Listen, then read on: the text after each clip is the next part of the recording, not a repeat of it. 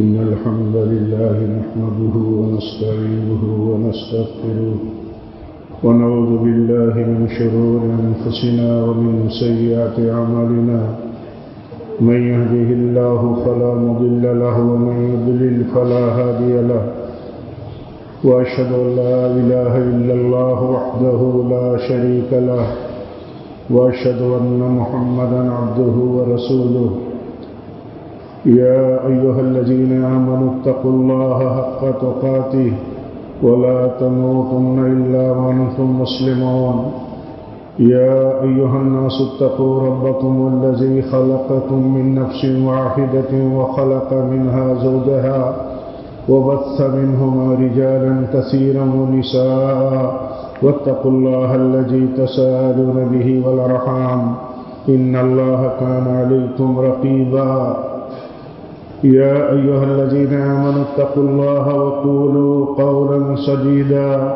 يصلح لكم أعمالكم ويغفر لكم ذنوبكم ومن يطع الله ورسوله فقد فاز فوزا عظيما أما بعد فإن خير الحديث كتاب الله وخير الهدي هدي محمد صلى الله عليه وسلم وشر الأمور محدثاتها وكل محدثة بدعة وكل بدعة ضلالة وكل ضلالة في النار أعوذ بالله من الشيطان الرجيم بسم الله الرحمن الرحيم قد أفلح من تزكى وذكر اسم ربه فصلى بل تؤثرون الحياة الدنيا والآخرة خير وأبقى.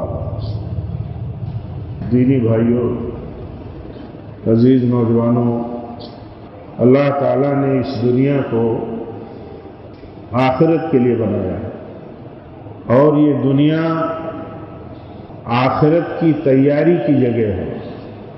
اس کو اس طرح سمجھیں کہ اللہ تعالیٰ نے ہمارے دادا آدم کو پیدا کیا، انہیں جنت میں رکھا، پھر انہیں جنت سے نکال دیا.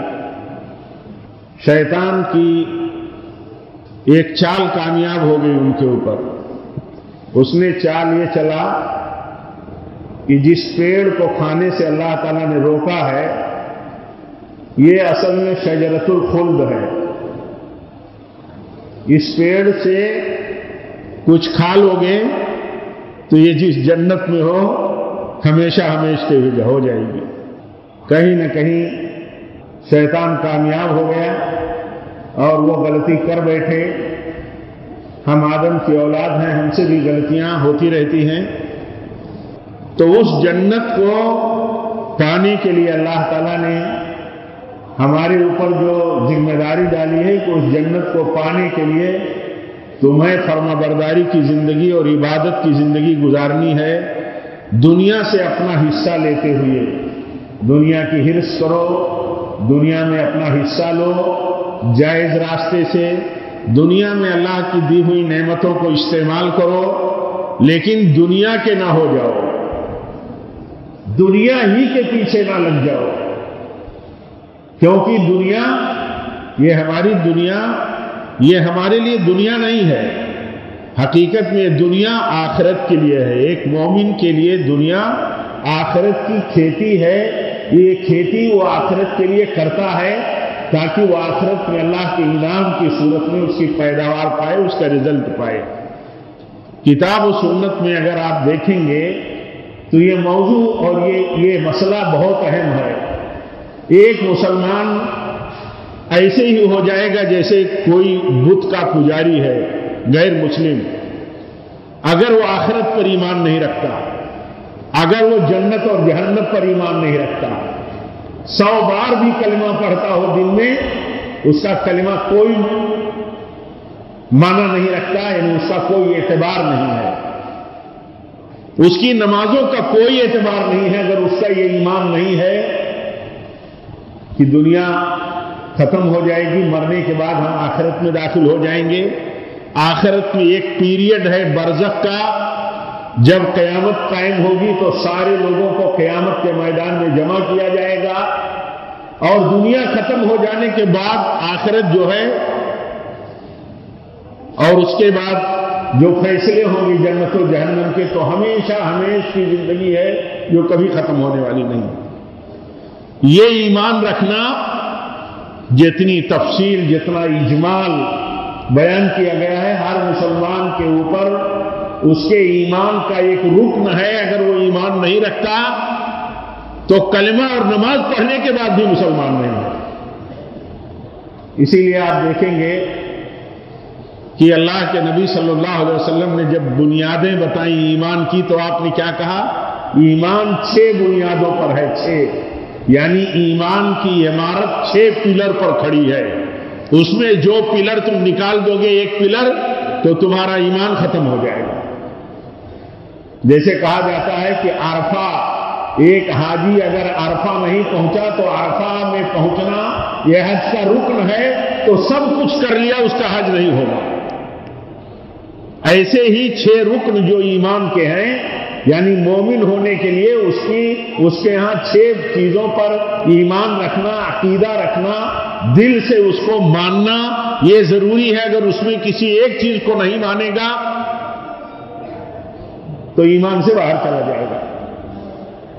اسی میں سے آخرت ہے، آخرت کی ہمیشہ کی زندگی ہے، جنت و جہنم ہے۔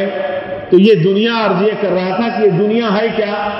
اللہ تعالیٰ نے اس دنیا کو بنایا ہے اور اس دنیا میں ہمیں آباد کیا ہے، تو بتایا ہے کہ ہماری زندگی کا، ہمیں زندگی دینے کا مقصد کیا ہے۔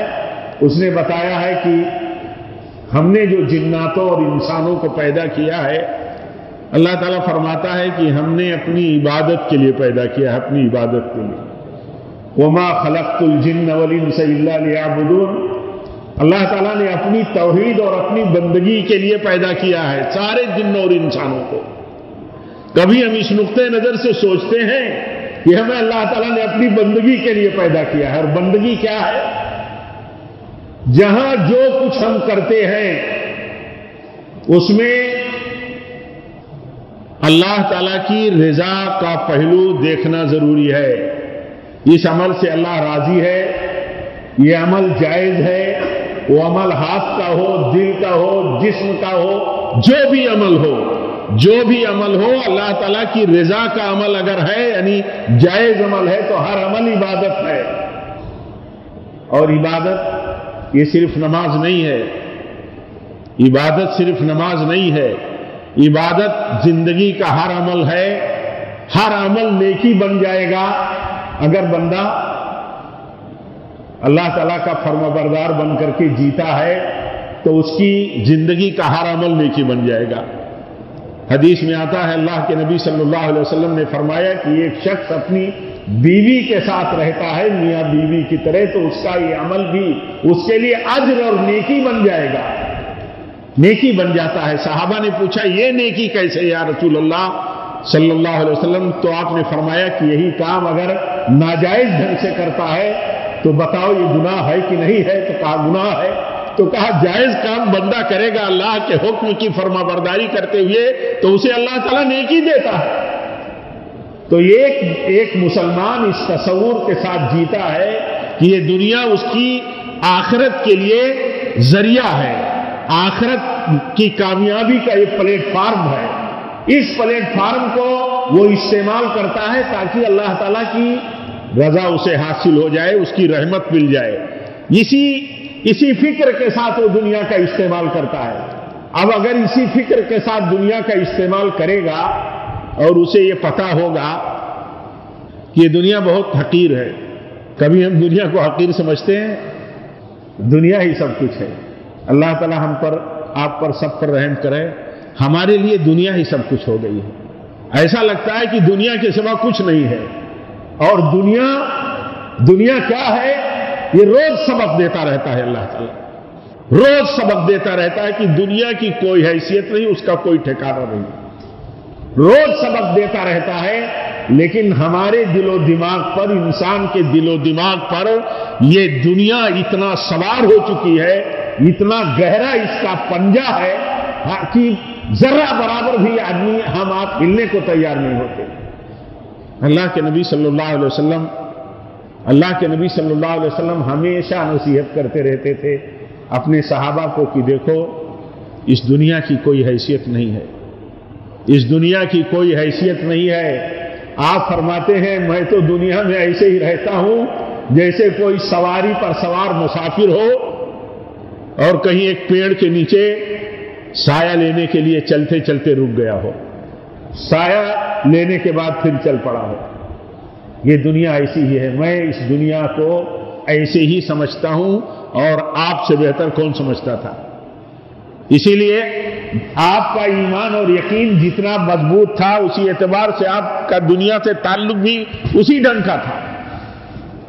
ایک بار کچھ باتوں پر ناراض ہو کر کے اللہ کے نبی اپنی بیویوں سے الگ ہو گئے۔ بہت مشہور سیرت کا آپ کی زندگی کا ایک پہلو ہے، یا آپ ناراض ہوئے تو آپ نے ایلا کر لیا، ایلا کر دیا یعنی ناراضگی میں الگ تھلگ ہو گئے، اور ایک بالا خانے کے روم میں آپ رہنے لگے۔ صحیح بخاری میں یہ واقعہ ہے۔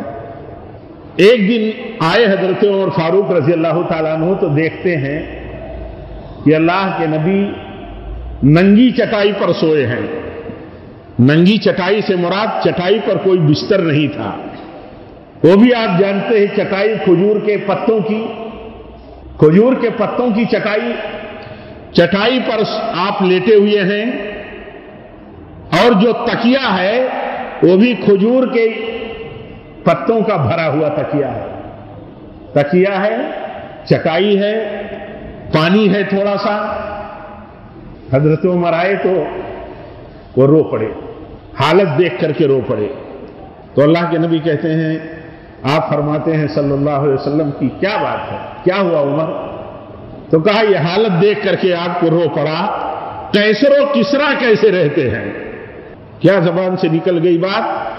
کہا قیصر و کسریٰ کیسے رہتے ہیں؟ یہ بادشاہ دنیا کی ساری نعمتوں اور سارے آسائشوں اور آرام دہ وسائل اور سورسز کے ساتھ رہتے ہیں۔ تو اسی موقع پر آپ نے فرمایا تھا کہ عمر کیا تمہیں یہ پتہ نہیں ہے کہ ان کے لیے صرف دنیا ہے اور ہمارے لیے آخرت ہے؟ ان کے لیے کیا ہے؟ صرف دنیا۔ اور دنیا کیا ہے؟ سوال یہ ہے جس دنیا کی بات آپ نے کر دی اور آپ نے مسئلہ سمجھا دیا، وہ تو پریشان ہو گئے کہ آپ صلی اللہ علیہ وسلم کے لیے آرام دہ بستر ہوتا، ہم آپ کے لیے وہ بھی کرتے۔ تو آپ نے یہ کہہ کر کے بات ختم کر دی کہ ان کا حوالہ مت دو۔ ہمیشہ مسلمان ان کی حکومتوں کو، بادشاہتوں کو، ان کے بزنس کو، ان کے دنیا کی ترقی کو، ان کے ایجوکیشن کو، ساری باتیں کرتا ہے اور صرف یہی بات کرتا ہے۔ مسئلہ یہ نہیں ہے کہ اس بات کا کرنا کوئی گناہ ہے، لیکن گناہ اس وقت بن جاتا ہے کہ صرف وہی ٹارگیٹ ہے کہ ہمارے ہاتھ میں حکومت کیوں نہیں آ جاتی، ہمارا بزنس کیوں بہت بڑا نہیں ہو جاتا، ہمارے پاس انڈسٹریز کیوں نہیں بہت ساری ہو جاتی، ہم دنیا میں بڑی بڑی یونیورسٹیوں کے، بڑے بڑے ہاسپٹلوں کے مالک کیوں نہیں ہو جاتے۔ بات یہی ہے اصل، اس لیے یہ جرم اور گناہ کے درجے میں ہے، کیونکہ بات یہ نہیں ہوتی کہ آخرت کیا ہے اور اس دنیا کی حیثیت اور حقیقت کیا ہے۔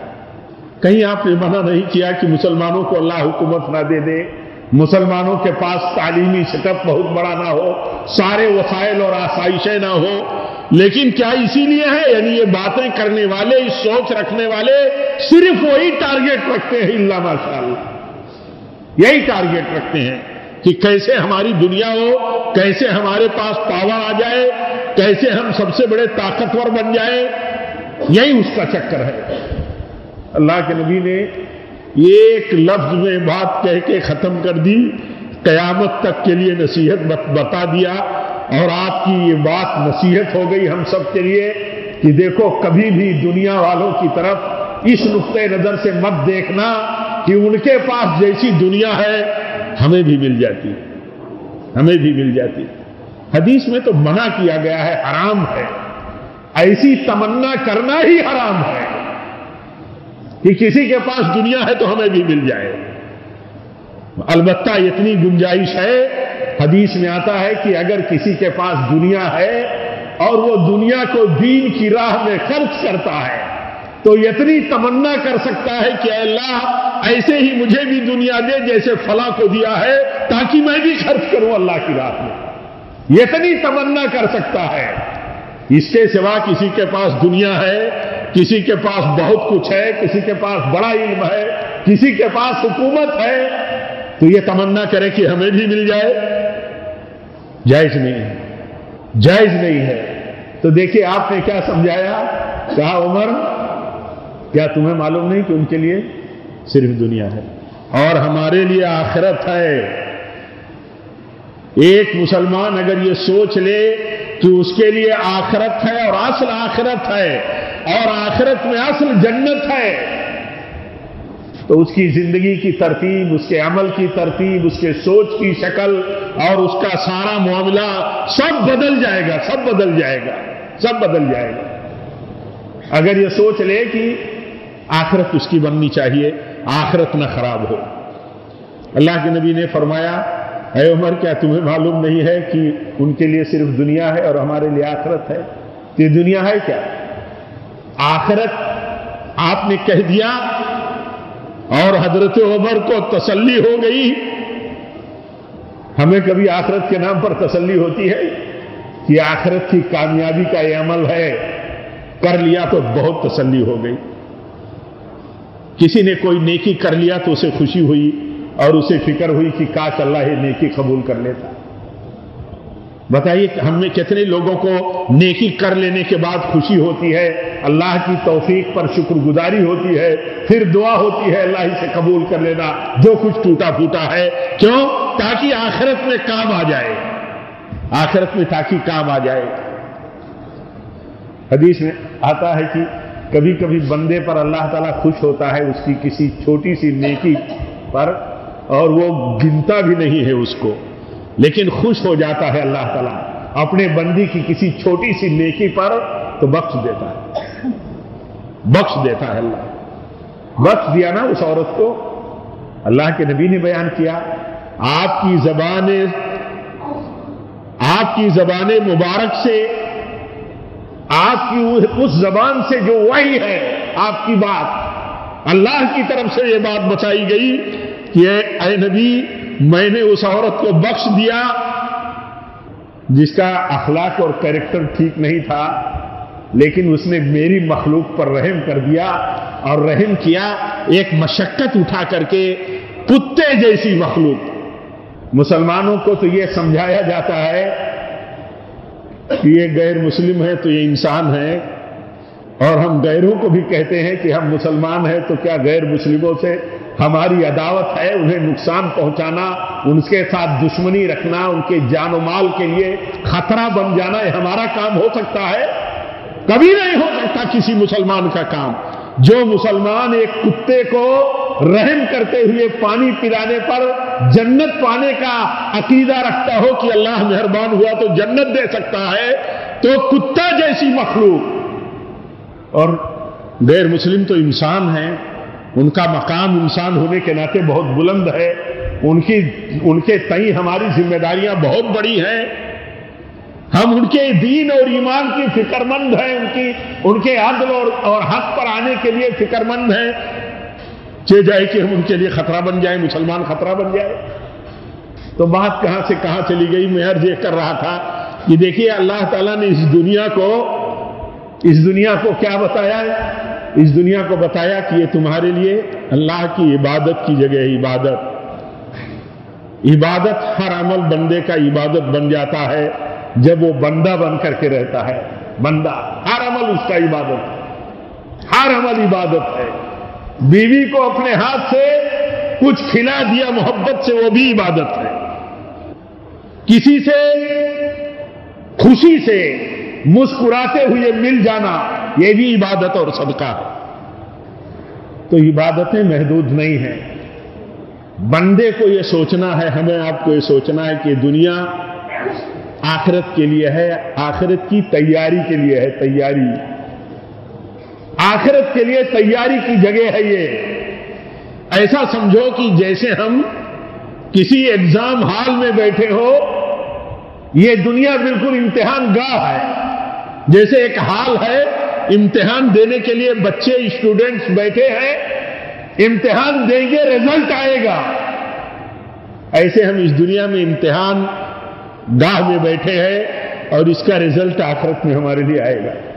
ہم کیسا امتحان دے کر کے صحیح رزلٹ پائیں گے، اس کی تیاری کرنا ہے اور وہی عمل کرتے رہنا ہے، یہ سمجھ کر کے کہ غیروں کے لیے دنیا ہے، ہمارے لیے آخرت ہے. ہم ان غیروں کے لیے بھی چاہتے ہیں کہ ان کے لیے بھی یہ دنیا اپنی حقیقت ہی میں رہے، ان کے لیے بھی آخرت بن جائے. اسی لیے کہتے ہیں، قرآن کہتا ہے کہ ان کو نصیحت کر دو اے نبی کہ ظلم چھوڑ دیں. قرآن کہتا ہے کہ اے نبی ان کو نصیحت کر دو، یہ کافروں کو جو ظلم کر رہے ہیں، ظالم کافر، ان کو کیا نصیحت کر دو؟ ان کو نصیحت کر دو کہ ظلم کی راہ چھوڑ دے، سچائی اور حق کی راہ پر آ جائے تو جتنا ظلم اب تک کیا ہے سب اللہ معاف کر دے گا. یعنی اللہ تعالیٰ کو دیکھیے اپنے بندوں کی نجات کے لیے جو نجات کا راستہ ہے اللہ تعالیٰ وہ بتاتا رہتا ہے اور کہتا ہے تمہارے پاس اختیار ہے نا، جیسے دنیا کے پیچھے بھاگتے ہو اختیار ہے، ایسے اس ختم ہو جانے والی دنیا ہی کے لیے کیوں بھاگتے ہو؟ ہمیشہ باقی رہنے والی، ہمیشہ باقی رہنے والی دنیا، ہمیشہ باقی رہنے والی دنیا کے لیے کیوں نہیں بھاگتے؟ جبکہ دنیا اور آخرت کا معاملہ کیسا ہے؟ دنیا اور آخرت کا معاملہ کیسا ہے؟ اللہ کے نبی خود بیان فرماتے ہیں. اللہ کے نبی کی بات یاد رکھیے، سنتے رہتے ہیں، یاد رکھنے کی ضرورت ہے اور اس کو زندگی کے لیے سبق بنائے رکھنے کی ضرورت ہے. نصیحت اور یقین اس کی بنیاد پر قائم رکھنے کی ضرورت ہے. اللہ کے نبی فرماتے ہیں آخرت اور دنیا کا معاملہ ایسے ہی ہے جیسے سمندر ہے. سمندر میں اپنی انگلی کا ایک پور ڈالو اور اس کے ساتھ پانی نکال لو، پورے سمندر کا جتنا پانی تمہاری انگلی کے پور پر آئے گا یہ تمہاری دنیا ہے. یعنی سمجھ لو یہ دنیا کی عمر ہے اور پورا سمندر جو ہے یہ آخرت ہے، یہ آخرت کی عمر ہے. سمجھانے کے لیے بتایا، کہیں بتایا کہا کہ ایک سوئی ڈال دو، ایک سوئی ڈال دو سمندر میں، پھر سوئی نکال لو نیڈل، اور اس کے بعد دیکھو کہ کتنا پانی سمندر کا نکلا اس میں. یہ ہے دنیا اور یہ ہے دنیا کی عمر. دنیا کی عمر کتنی ہے؟ یعنی کچھ نہیں ہے. ایسا سمجھ لیجئے کہ حقیقت میں کچھ نہیں ہے. مثال دیا سمجھانے کے لیے کہ آخرت تو ہمیشہ کی ہے اور آخرت کے مقابل میں دنیا کی کوئی عمر نہیں ہے، کوئی ریشیو نہیں ہے، کوئی پرسنٹیج نہیں ہے. اس دنیا کے لیے اتنا چکر ہمارا آپ کا عام طور پر کہ ذرا بھی آخرت کی پرواہ نہیں، ذرا بھی. اللہ کے نبی فرماتے ہیں اے عمر ان کے لیے دنیا ہے، ہمارے لیے آخرت ہے. آخرت اور جنت، ایک مومن کی نظر میں جنت، اگر صحابہ کہیں نبی کی زبان سے سنتے تھے کہ اس عمل پر جنت ہے تو کوئی پرواہ نہیں رہتی تھی ان کو اپنے جان کی، اپنے مال کی. کیوں؟ وہ سمجھتے تھے کہ یہ جان اور مال جنت ملتی ہے. آپ نے فرمایا کون یہ خرید کر کے مسلمانوں کے لیے وقف کر دے گا؟ یہ کنواں مسلمانوں کو ضرورت ہے، مسلمانوں کو ضرورت ہے. یہ یہودی کا کنواں، مختلف بندشیں ہیں، اسے خرید کر کے وقف کر دو مسلمان، اس کے لیے جنت. بعض صحابہ اس کی پرواہ نہیں کرتے تھے کہ کسی نیکی کے کام میں کتنا لگ جائے گا. حضرت ابوبکر کو دیکھیے رضی اللہ تعالیٰ عنہ، یا انہوں نے خریدا ایسے ایسے غلاموں کو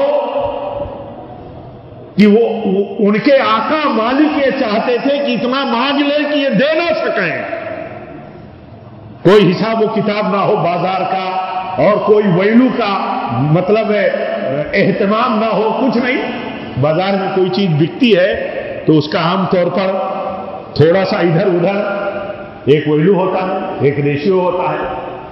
کچھ بھی مانگ لیا تاکہ آدمی دے نہ، لیکن دینے کی جس کو دینے کے پیچھے جس کی یہ سوچ ہو کہ اس کا بدلہ بہت بڑا ہے، وہ اللہ تعالیٰ کی دی ہوئی نعمت کو جنت پانے کے لیے لگا دیتا ہے۔ اس کی کیا حیثیت ہے؟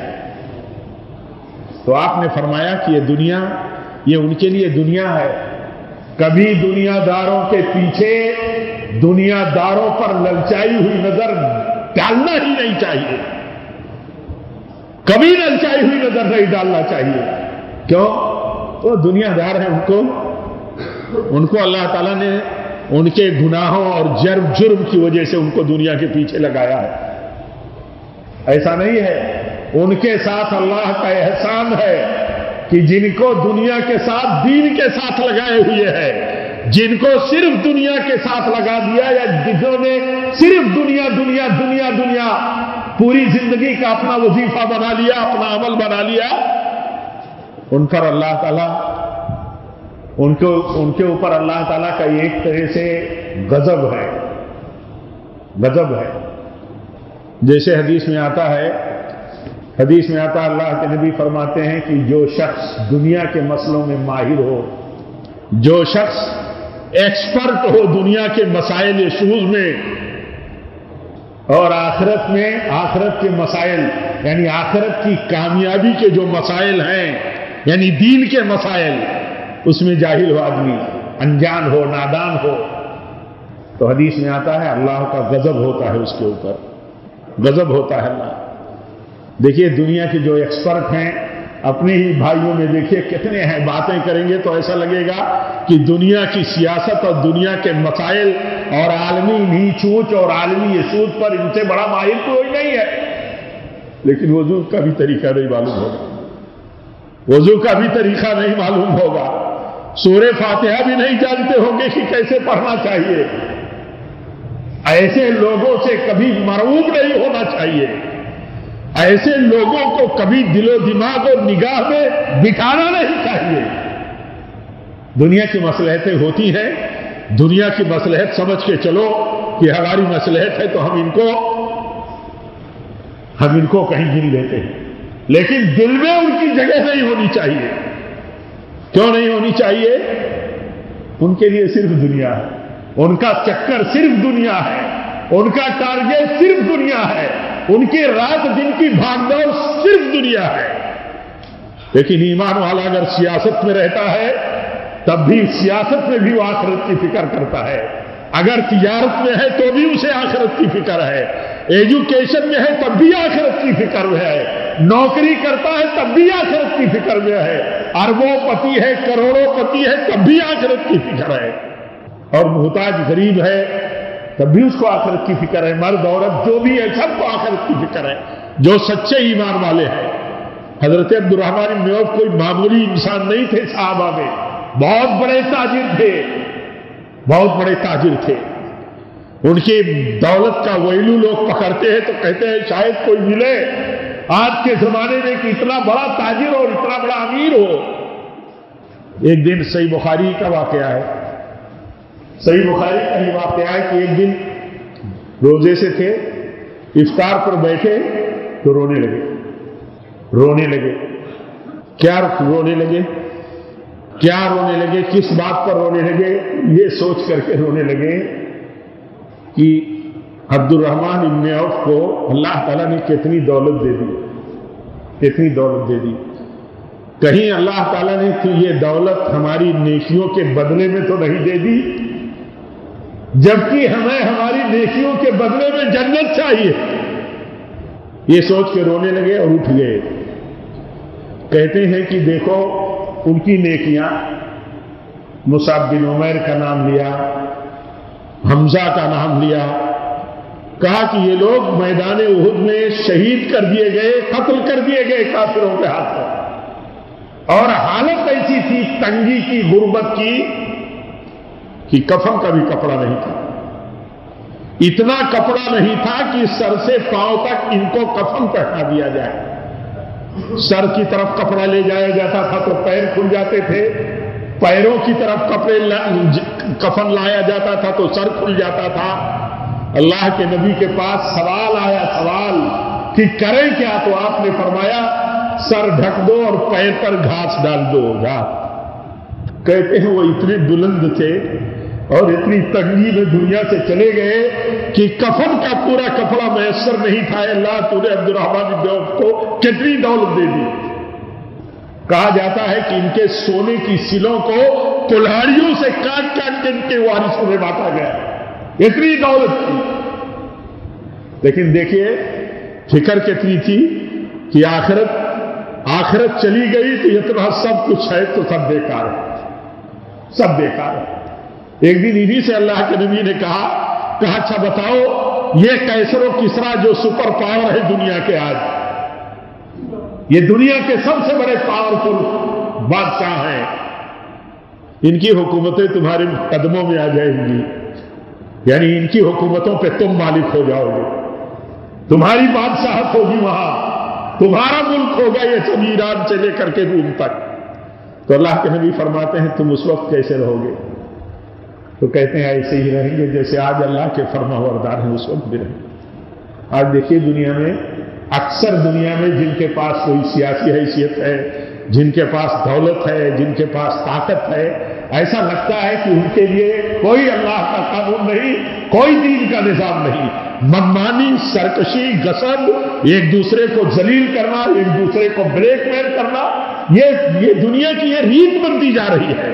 آخر ایسا کیوں ہے؟ صرف اس لیے ہے کہ کوئی پرواہ نہیں کہ مرنے کے بعد کیا ہوگا اور مریں گے کب، اس کا بھی کوئی ٹھکانہ نہیں، اس کا بھی کوئی ٹھکانہ نہیں۔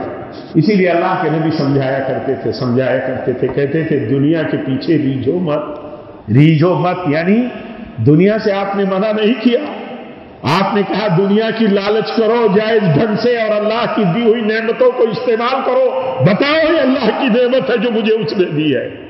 جیسے حضرت سلیمان نے بتایا ھذا من فضل ربی، کیسی بادشاہت دیا تھا، دعا کر دیا ایک دن، حضرت سلیمان نے دعا کر دیا ایک دن، اے اللہ ایسی بادشاہت مجھے دے دے کہ میرے بعد کسی کو نہ ملے، قیامت تک اتنی بڑی بادشاہت، اتنا بڑا پاور کسی کو نہیں مل سکتا جتنا حضرت سلیمان کو ملا تھا۔ ان کے حکم سے اللہ تعالیٰ نے ہواؤں کو پابند کیا تھا، ہوائیں، پرندوں پر ان کی حکومت تھی، جن و شیاطین تابع تھے ان کے۔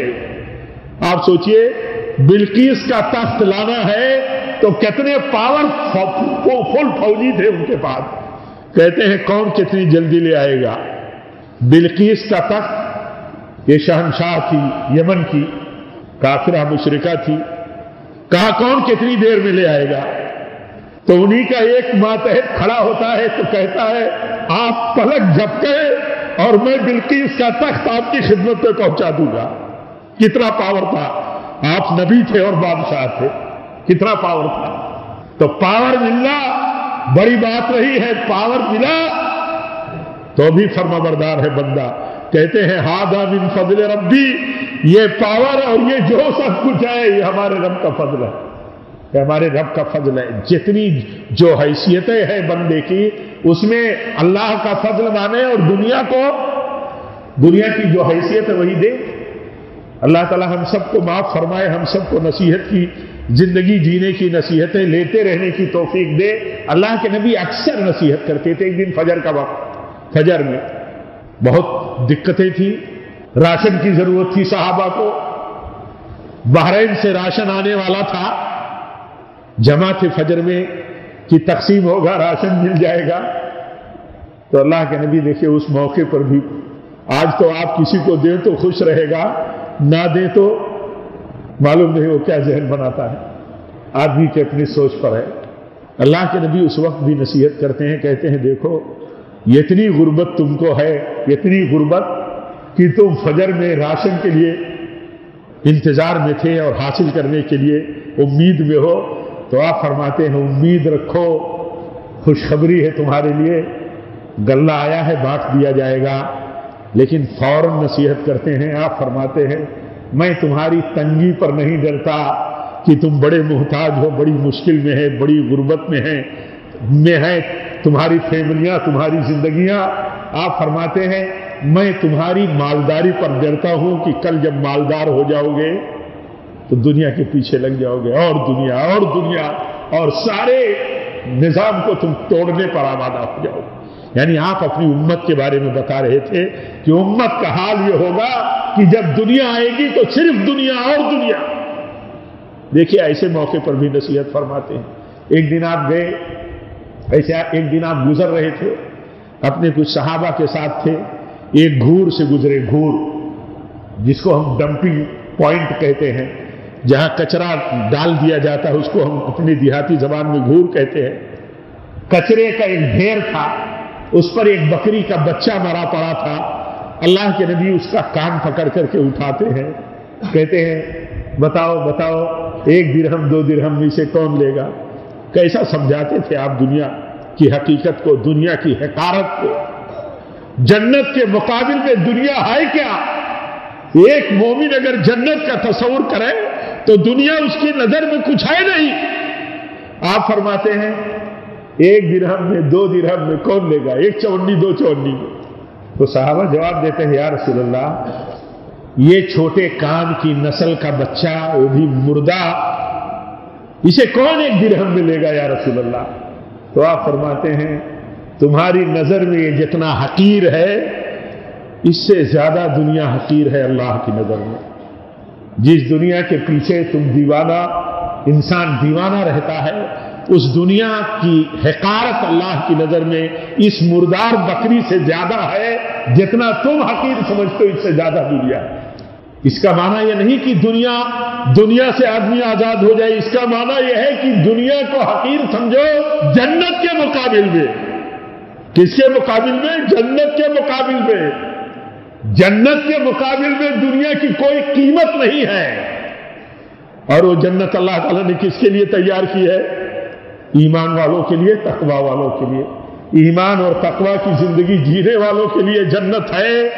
اس کی قیمت نہیں لگائی جا سکتی, نہ اس کی قیمت دنیا دے کر کے لگائی جائے گی. حدیث میں آتا ہے دنیا بھر کا سونا, دنیا بھر ساری دنیا سونا ہو جائے, اور ایک مجرم اللہ کے ہاں جو جہنمی ہو اور وہ چاہے کہ یہ دے کر کے میں جہنم سے بچ جاؤں, تو وہ مبادلہ نہیں ہو, وہ بدل نہیں ہو سکتا. ایسے ہی جنت حدیث میں آتا ہے. کیسے سمجھایا آپ نے؟ ایک کوڑے کی جگہ جنت میں ساری دنیا کے مقابل میں اس کا ویلو بڑا ہے. اس جنت کے لیے اللہ تعالیٰ نے ہم سب کو اس جنت کے لیے وعدہ کیا ہے, لیکن ایمان اور عمل کی بنیاد پر. ایمان اور عمل کی بنیاد پر اس کے لیے فکر کریں, لالچ کریں, رغبت کریں. کتنی کوشش ہے ہماری, کوئی پرواہ نہیں. قرآن کہتا ہے وَسَارِعُوا إِلَىٰ مَغْفِرَةٍ مِّن رَّبِّكُمْ وَجَنَّةٍ. اپنے رب کی مغفرت پانے کے لیے اور جنت پانے کے لیے کوشش کرو, جد و جہد میں لگے رہو کہ اللہ معاف کر دے اور جنت دے دے. ہم نے دیکھیں کہ ہم اس کے لیے کتنی فکر کرتے ہیں. اللہ تعالی ہم سب کو توفیق دے. رب العالمین ہم جب تک زندہ رہیں تیری فرمانبرداری پر رہیں, تیری بندگی پر رہیں, تقوی پر رہیں, دین پر رہیں, اور تیرے نبی کی سنت پر رہیں. اور جب بھی ہماری موت ہو تو اے اللہ تیرے نبی کی سنت پر ہو, تیرے نبی صلی اللہ علیہ وسلم کے مسلک اور طریقے پر ہو. وآخر دعوانا الحمدللہ رب العالمین. الحمدللہ رب العالمین والصلاة والسلام علی رسولہ النبی الکریم. ان اللہ وملائکتہ یصلون علی النبی یا ایھا الذین آمنوا صلوا علیہ وسلموا تسلیما. اللہم صل علی محمد وعلی آل محمد کما صلیت علی ابراہیم وعلی آل ابراہیم انک حمید مجید. اللہم بارک علی محمد وعلی آل محمد کما بارکت علی ابراہیم وعلی آل ابراہیم انک حمید مجید. عباد اللہ رحمکم اللہ. اقول قولی ھذا واستغفر اللہ لی ولکم ولسائر المسلمین. وآخر دعوانا الحمدللہ رب العالمین.